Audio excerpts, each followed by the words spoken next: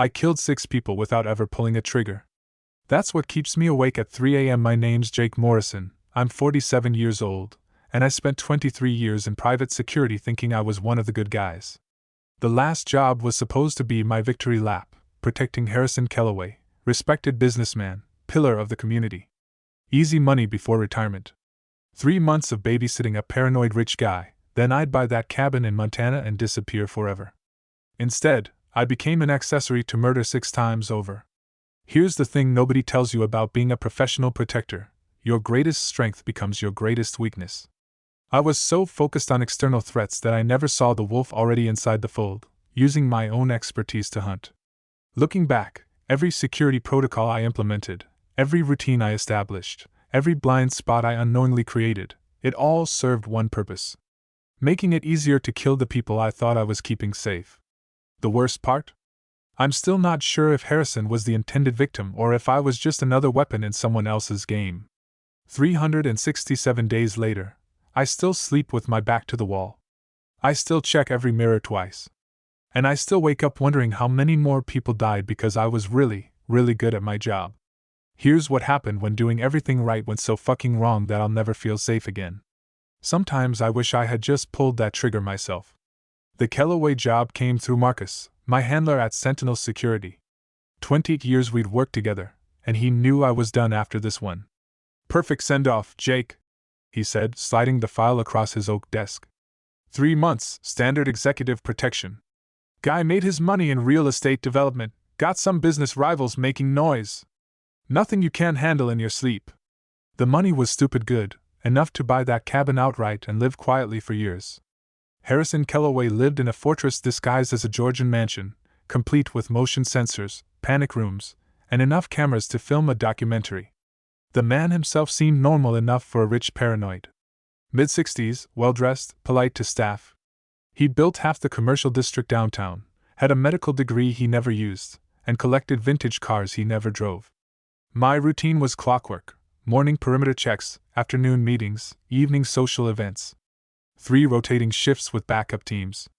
I knew every entrance, every sight line, every possible threat vector within a 6-block radius. Kellaway's only quirk was his insistence on maintaining social obligations despite the supposed threats. Dinner parties, charity events, business meetings, all of which meant my job was more social coordination than traditional security. His inner circle was small but tight: business partners, old medical school friends, a few longtime clients. Normal people living normal rich people lives. For the first month, nothing happened. No suspicious cars, no threatening calls, no attempts on his life. Just me, earning the easiest money of my career while counting down to retirement. Looking back, that should have been my first red flag. In my experience, when paranoid rich guys hire expensive security and nothing happens, somebody's playing a much longer game than you realize. But I was 57 days from freedom, and the work felt like a vacation. I should have known better. The first death happened on a Tuesday. Dr. Richard Vasquez, one of Kellaway's old medical school roommates, accidentally fell down the stairs at his own clinic. 40-foot drop onto marble flooring. The news broke during Kellaway's morning coffee, and I watched my client's face go ashen as he read the headline on his tablet. "Richie was the most careful person I knew," Harrison whispered, hands shaking. "He installed safety railings everywhere after his wife's accident. He wouldn't just fall." The funeral was 3 days later. Standard security nightmare, public venue, emotional crowd, lots of variables. But Kellaway insisted on going, insisted on speaking. I coordinated with local police, ran background checks on attendees, mapped escape routes. Everything by the book. During the service, I noticed Dr. Sarah Chin, another member of their old crowd. She sat in the back, barely spoke to anyone, left immediately after. Something about her felt off, but I couldn't pinpoint what. Maybe it was how she watched the other attendees more than she listened to the eulogies. Or how she checked her phone constantly, like she was expecting something. 2 weeks later, another accident. James Hoffman, Kellaway's longtime business partner, suffered a heart attack while swimming alone in his private pool. 48 years old, marathon runner, recent clean bill of health. The paramedics found him floating face down at 6 a.m. when his housekeeper arrived. No witnesses, no signs of struggle. Just another tragic coincidence. At Hoffman's viewing, Chin appeared again. Same behavior, watching, waiting, checking her phone. This time she approached Kellaway, expressed condolences with perfect professional sympathy. I stood close enough to hear her offer grief counseling services. Losing friends so suddenly can be traumatic, she said. Sometimes talking helps. Kellaway thanked her but declined. Later, driving home, he stared out the window for 20 minutes without speaking. Final. 2 friends in 2 weeks, Jake. That's not coincidence. I agreed, but privately wondered if his paranoia was finally justified or if grief was making him see patterns that weren't there. I should have trusted his instincts. I should have dug deeper into Chen. Instead, I increased security protocols and waited for the next move. 3 days later, the phone rang at 2 a.m. Another accident. Kellaway's voice was hollow when he called that night. Michael Torres. Car went off the bridge on Highway 9. No skid marks, no mechanical problems. Just drove straight through the guardrail. Torres had been their study group leader in medical school, later became Kellaway's family physician. I'd met him twice. Quiet guy, drove a 15-year-old Honda, talked mostly about his grandkids. Not exactly the profile of someone having a breakdown or planning suicide. By morning, I had the police report. Single vehicle accident, no alcohol or drugs in his system, no witnesses. Torres had been driving home from a late dinner with his wife, who'd gotten out at their house while he went to check his medical office. Security footage showed him leaving the office building normally, getting in his car, driving toward home. Then nothing until a jogger spotted the Honda in the creek 40 minutes later. I tried talking to Marcus about it, figured maybe we needed FBI involvement, or at least local detective backup. Jake, he said, leaning back in his chair with that patronizing smile I'd learned to hate. You're seeing ghosts because your client's scared. Rich guys die in accidents all the time, helicopters, boats, stupid stunts. These weren't even rich guys, just Kellaway's old friends from school. Sometimes people die, and it doesn't mean anything. When I mentioned the pattern, he laughed. 3 doctors having bad luck isn't a conspiracy. It's Tuesday in America. Your job is keeping Kellaway alive, not solving cold cases. But they weren't even cold. They were being actively closed as accidents or natural causes. The local cops weren't investigating because there was nothing suspicious enough to investigate. Each death looked perfectly normal in isolation. It was only when you lined them up that the pattern emerged, and I was apparently the only one doing that math. Chin attended Torres's funeral too. Same behavior, same sympathetic professional distance. This time I made a point to introduce myself, told her I was working security for Harrison. She seemed genuinely surprised that he'd hired protection, asked if there had been specific threats. Just precautionary, I said, watching her reaction carefully. She nodded, mentioned she'd offered counseling services to help him process the grief. Survivor's guilt can be really destructive, she explained. When friends start dying, the mind looks for patterns that aren't there. Maybe Marcus was right. Maybe I was the one seeing ghosts. Dr. Patricia Reeves died on a Thursday, while I was standing 30 feet away from her. We were at the Museum of Natural History's annual fundraising gala, one of those awful rich people events where they auction off trips to Tuscany and pretend they're saving endangered pandas. Kellaway was scheduled to give a speech about urban development and environmental responsibility. Standard boring bullshit, but good PR for his company. I'd scouted the venue twice, coordinated with museum security, established sight lines and exit strategies. Reeves had been part of their medical school gang, now ran a successful dermatology practice. I'd seen her laugh at Kellaway's jokes during cocktail hour, hug him warmly when she mentioned missing their old study sessions. Normal interaction between old friends. At 9:47 p.m., during the silent auction, she excused herself to use the restroom. The museum had been renovated recently, and the ladies' room was on the 2nd floor, accessible by a marble staircase with an ornate iron railing. At 9:52, someone screamed. I found her at the bottom of the stairs, neck twisted at an angle that meant she was already gone. The marble steps were wet, someone had spilled wine earlier, and maintenance hadn't gotten around to cleaning it properly. Her heels were expensive but had good treads. She'd been wearing them all evening without problems. The official cause was accidental death due to a slip and fall. These things happen, the lead detective told me. High heels, marble stairs, couple drinks. Recipe for disaster. But I'd been watching that staircase. In my line of work, you learn to notice patterns: who goes where, when, how often. Between 9:45 and 9:50, I'd seen 3 people use those stairs: Reeves going up, a catering worker coming down, and Dr. Sarah Chin going up about 2 minutes after Reeves. Chin came down alone at 9:51, checked her watch, and returned to the gala. 60 seconds later, Reeves was dead. When I tried to mention this to the detective, he looked at me like I was speaking Mandarin. "You're saying another doctor killed her on the staircase? In front of 500 witnesses?" I wasn't saying anything. I was just reporting what I'd observed. But when you phrase it that way, it sounds crazy. Chin offered grief counseling services to Kellaway again, this time in person during the chaos after they took Reeves's body away. Her timing was impeccable, approaching just when Harrison was most vulnerable, most desperate for answers. The breakthrough came when I couldn't sleep and decided to do what I should have done weeks earlier: real research instead of just watching and waiting. It was 3 a.m. on a Sunday when I started digging into Dr. Sarah Chen's background. What I found made my blood run cold. Chen hadn't just known the victims from medical school. She'd been their supervising psychiatrist during residency at Metropolitan General Hospital 15 years ago. More than that, she'd been the attending physician on a case that had been buried so deep I almost missed it: a malpractice lawsuit involving experimental psychiatric treatments on involuntary patients.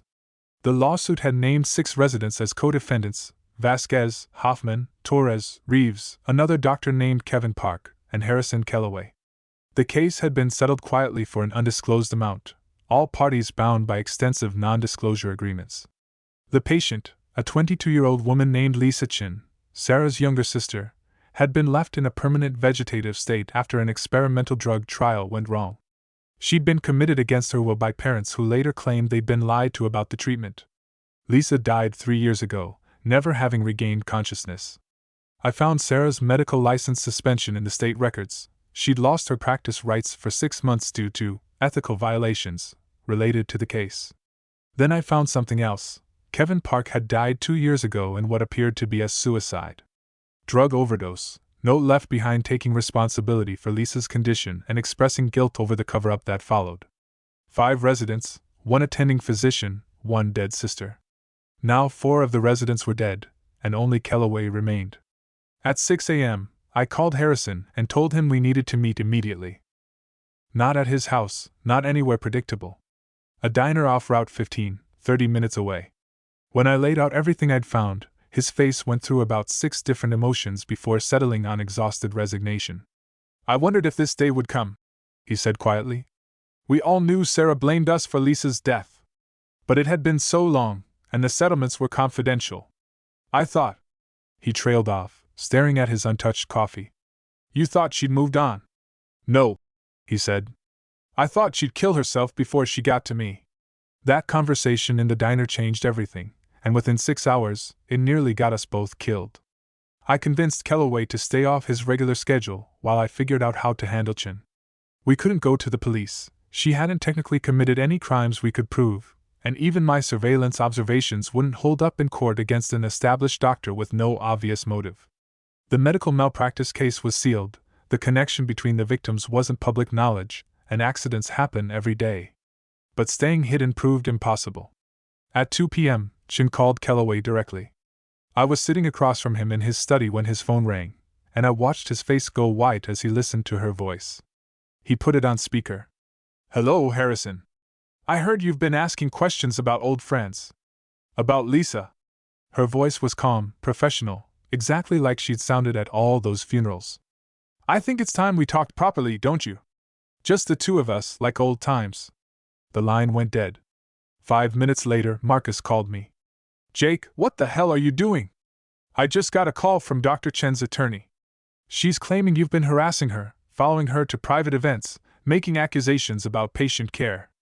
She's filing complaints with the licensing board and considering a restraining order." I tried to explain, but Marcus cut me off. "You're off the job. Effective immediately. Chin has convinced Kellaway to terminate your contract due to your unprofessional paranoid behavior. Security will escort you from the premises within the hour." Kellaway was shaking his head frantically, reaching for his phone to call Marcus back, but I already understood what had happened. Chin had played us perfectly. isolated Kellaway by making me look like a delusional security contractor who'd become obsessed with conspiracy theories. Without me around, he'd be vulnerable, alone, and exactly where she wanted him. "She's going to kill you tonight," I told him as we heard cars pulling up the driveway. "And I won't be here to stop it." 3 Sentinel security vehicles. 6 armed men I'd worked with for years, now coming to remove me from the case. Chin had turned my own colleagues into unwitting accomplices, just like she'd used my security protocols to facilitate the other murders. As they escorted me out, I saw her sedan parked across the street. She waved. I didn't go home. Instead, I drove to a parking structure downtown and sat in my car for 2 hours, thinking through everything I knew about Chen's pattern. She was methodical, patient, and she used people's own routines against them. More importantly, she'd been studying Kellaway's security arrangements for months through me. She knew exactly how I'd protected him, which meant she also knew how to work around those protections now that I was gone. At 6 p.m., I broke into Kellaway's house. Not the front entrance. That would trigger the new security team Sentinel had probably already installed. The wine cellar had an exterior entrance I'd used during my initial security assessment, accessible through the garden. The lock was original hardware, easy to bypass with tools I kept in my trunk. Kellaway was in his study, pacing like a caged animal. When I appeared in his doorway, he actually sagged with relief. "Jesus, Jake. I thought she'd already gotten to you." She tried. "Where's your new security detail?" "Gone." Chin convinced Marcus that the threat was imaginary, that I'd been feeding paranoid delusions to an unstable contractor. "She's scheduled to arrive at 8 for a therapeutic session to help me process my grief and anxiety." I checked my watch. 7:15. "She's not coming for therapy." We spent the next 30 minutes setting up the only trap I could think of with such short notice. Kellaway would wear a wire, a digital recorder I'd bought 3 years earlier for a corporate espionage case. If Chin confessed to anything, we'd have evidence. If she tried to kill him, I'd be positioned in the adjacent room with a clear line of sight. It wasn't elegant, but it was what we had. At exactly 8 p.m., Chin rang the doorbell. I watched through a crack in the sliding doors as she entered the study carrying a medical bag and a thermos of tea. "I thought we could talk like we used to," she said, setting the thermos on his desk. "Remember our old conversations about medical ethics, about the responsibility we have to our patients?" The tea was poisoned. I knew it the moment I saw her check her watch after Kellaway took his first sip. But I also knew that rushing in too early would destroy any chance of getting her confession on record. The confession started 5 minutes later, when Kellaway began showing the first signs of whatever she'd dosed him with: slight tremor in his hands, difficulty focusing his eyes. Chin leaned forward in her chair, her professional mask finally slipping. "Do you know what it's like to watch someone you love die slowly?" she asked. "Lisa held on for 3 years after you people destroyed her mind.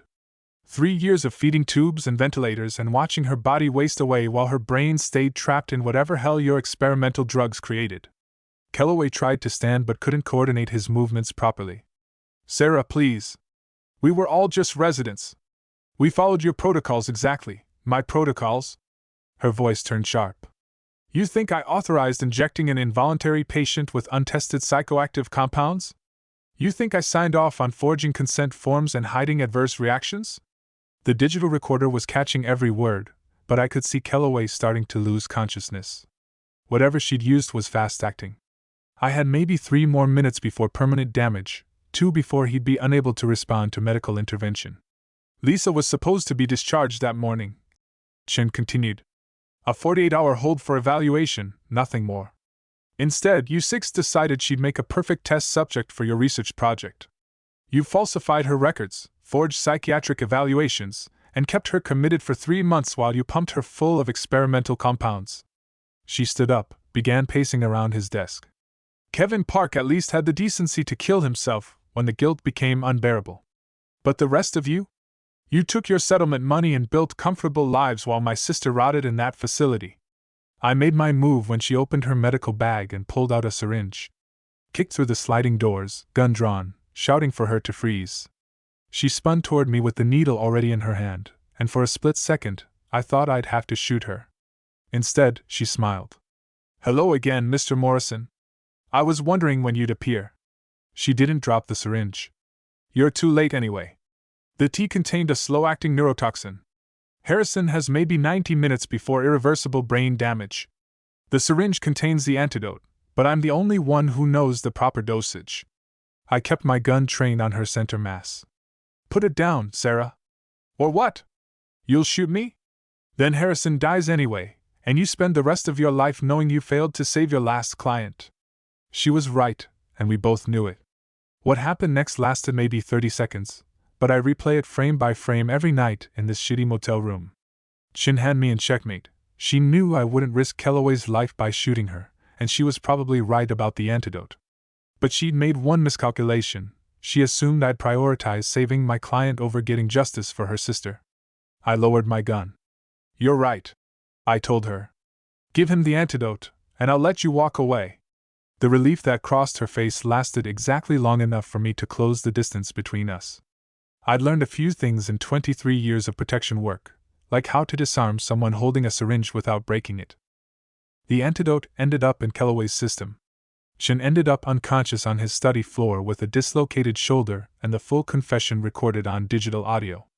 The paramedics arrived 18 minutes later, followed by police, followed by federal investigators who'd apparently been building their own case against Chin for months. Turns out Kevin Park's suicide had raised enough red flags to trigger a quiet investigation into the other deaths. They'd been waiting for her to make a move against Kellaway. The confession was admissible evidence. Chin was charged with 5 counts of first-degree murder and 1 count of attempted murder. The sealed malpractice case was reopened. Kellaway made a full recovery after 3 days in intensive care. And me? I should have been a hero, right? The bodyguard who solved the case and saved his client. Instead, I found myself facing suspension from Sentinel Security for operating outside authorized parameters and compromising client safety through unauthorized actions. Turns out Marcus had been covering his ass from the beginning. My dismissal was documented, my re-involvement in the case was technically illegal, and breaking into Kellaway's house made me liable for criminal charges regardless of the outcome. The federal investigators needed my testimony, so the charges were dropped. But my career in executive protection was over. No agency would touch a contractor who'd gone rogue, even for the right reasons. Kellaway offered me a job with his company, but I turned it down. I was done protecting people who kept secrets that got other people killed. Chen's trial is set for next spring. I'll testify again, walk her through how she used my own security protocols to facilitate 5 murders. 8 months later, and I still can't sleep in the dark. Not because I'm afraid of Chen, she's locked up in federal holding, awaiting trial, probably getting the psychiatric evaluation she should have sought years ago instead of becoming a serial killer. What keeps me awake is the knowledge that I was good at my job.